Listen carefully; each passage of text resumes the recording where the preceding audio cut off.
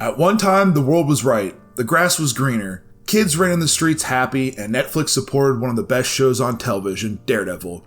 And then it didn't. Like a deer that trotted in the road, free and alive, the Netflix brigade ran it over, and kept going. Why would they do this? Why would Netflix let this happen? Why? Questions of anger are immediately associated with the final conclusion, cancellation. But we must remember what was canceled.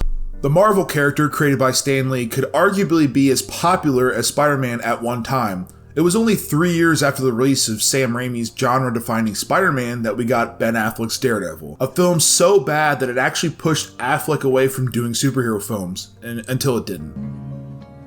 I've come to talk with you again. That being said, the film holds a near and dear place in my heart, like the character itself. While the film played around in gothic overtones, sandbag goofiness, assaulting a woman in public, and the reliance on heavy rock music to capture the turmoil tone, it seemingly understood the dark character that is Matt Murdock. It was the only portrayal that took the character to the big screen. That was until April 2013 when the character rights diverted from Fox to Marvel. While the original intentions were to do a big blockbuster, with Cabin in the Woods director Drew Goddard directing, the decision ultimately went to keeping the production on the small screen. Goddard's intention was to always keep the character from being watered down, but at the same time, both Marvel Studios and Goddard realized the character was always about keeping Hell's Kitchen clear, not saving the world from giant galactic aliens. Goddard, who wrote the first few episodes of the series, gravitated towards Matt Murdock's faith in Catholicism. The series, like the many comic story runs, focused on not only Matt Murdock's faith, but his balance of right and wrong when he became Daredevil. It would ultimately be the underlying point in the series and structure further arcs for the character. Suggested by former Daredevil writer Joe Quesada, Charlie Cox was the first choice for the role of Matt Murdock. The British actor, perhaps most famously known for his role in the smaller film Stardust, would spearhead an incredible cast. The other big casting was grabbing the incredibly talented Vincent D'Onofrio for the intimidating Wilson Fisk, the Kingpin role. These two would be the catalyst for the show's conflicts. You can't kill me.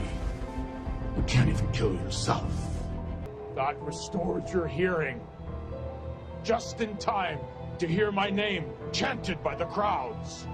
When I finally get out of this cage, I will dismantle the lives of the two amateurs that put me in here! So, backstory aside, what makes this Netflix show so great? The heart of the answer really lies with the title character. Matt Murdock, at childhood, experiences a traumatic accident that removes his ability to see. In doing so, it heightens his other senses to superhuman levels. I can hear your bones shift when you breathe.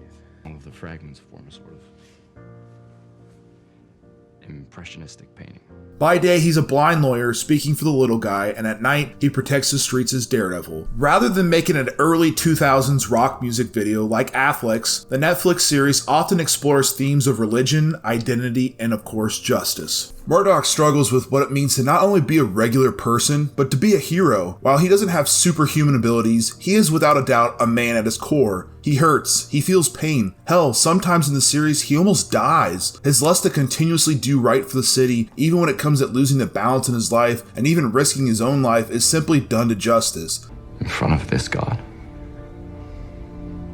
I'd rather die as the devil than live as Matt Murdock. These issues are further escalated when Murdock struggles with his own identity of being a devout Catholic. Showrunner Stephen DeKnight called Murdock one of the most, if not the most, religious character in the Marvel Universe. This propels the gray areas, especially when Murdock clearly deals with levels of anger and guilt throughout the series. The show plays Catholicism as a part of Daredevil rather than defining the character. This isn't Bible Man, and the series that often balances what is right and wrong isn't shy of violence and suggestive themes. Season 1 is really discovering the identity of Daredevil and serves as the show's origin story for the character. It was really about setting the tone for the show's future and respecting the source material. Season 2 is when you really see the framework, the differences in character dilemmas and structure with the introduction of Frank Castle's The Punisher. Castle, played ever so brilliantly by Jon Bernthal, is an absolute menace. Doug Petrie, Season 2 showrunner, likened the character to Robert De Niro's character from Taxi Driver. You talking to me? While clearly leading with good intentions, the Punisher's methods and ruthlessness are contrarian to what need to be done. This works like beautiful poetry when Daredevil and Frank eventually meet in Season 2. The Punisher's driving force in Season 2 is where we actually highlight the character dynamics in Murdock. Frank Castle, a former Marine, has always been nearly unhinged before losing his family pushed him over the line. Now, those who stand in his way face the ultimate punishment. Daredevil, who while a vigilante, still refuses to cross that line. Everything you do out there in the streets, Red, it doesn't work. Did you know that? Oh, and what you're doing is better? What I do, I just do. His reliance on his faith keeps him from crossing that path because he often believes even criminals have an ounce of good in them. I don't kill anyone. Is that why you think you're better than me? No. Is that why you think you're a big hero? It doesn't matter what I think or what I am. People don't have to die. Daredevil's confliction between the Punisher is not only between the two characters, but a constant battle between the main character himself. Thanks to the lengthy episodes and the 13-episode structures, the psychological nature of the character is able to be explored longer than, say, a theatrical movie. Season 3, Murdock finally comes to terms with his inner demons. Adapted loosely from Frank Miller's Born Again series, Murdock questions his own faith and whether or not being Daredevil is the right thing to do. You have a generous heart, Matthew. To see the good in so much pain.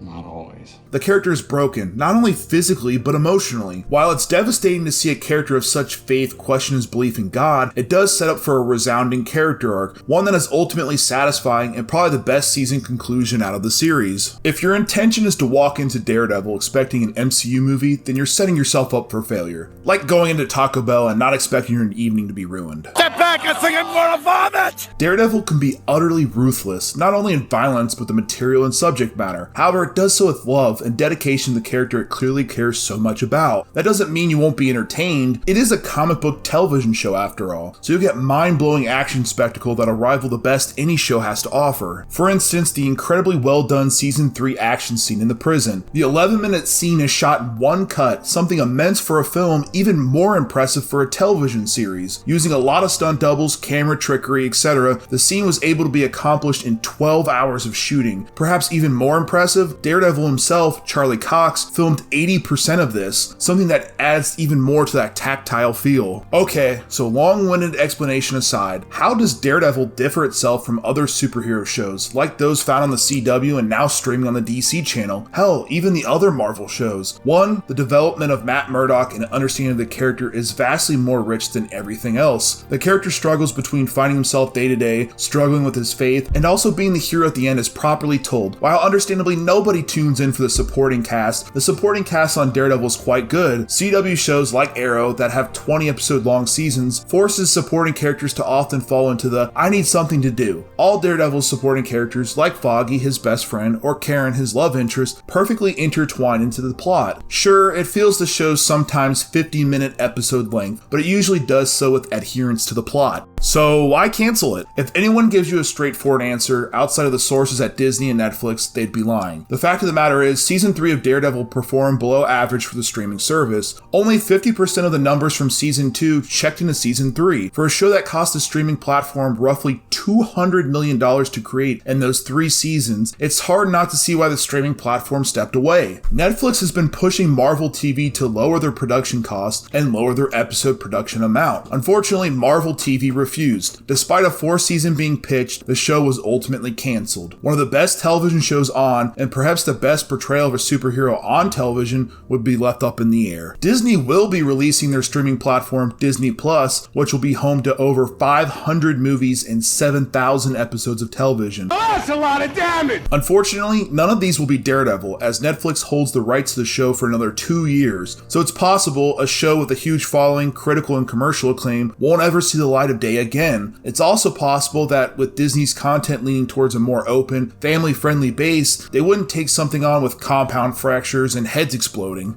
So you're telling me there's a chance? Daredevil's cancellation was one of the most painful losses in recent memory. The character of Daredevil was wonderfully brought to life by Charlie Cox. This fantastic portrayal really never gets the credit it deserves, considering the arc he does go through. While it's easy to see the MCU's praises it gets, it puts me at a loss of words when nobody gives Daredevil similar praise. Sure, it was a mature themed show that wasn't exactly easy on the eyes for kids.